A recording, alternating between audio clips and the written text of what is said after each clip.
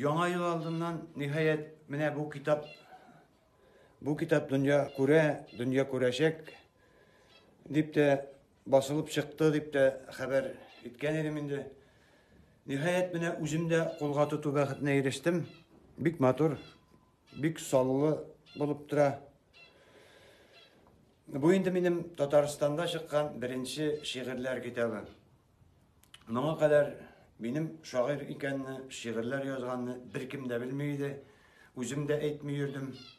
Менә хәзер әйтәм, шушы нинди шагыйрь икәнлегемне шушы китапны укып белерсез. Бик ошады бу. Әле беренче мәртәбә кулга тотуым.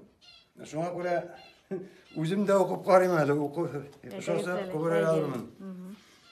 Кичү дип аталган бер шигырь.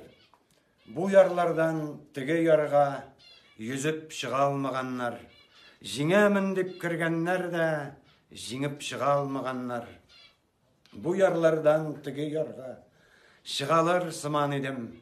Беркем салмаган басманы мин салыр сыман идем. Су салкын, кага дулкын, ник кирдем бу суларга?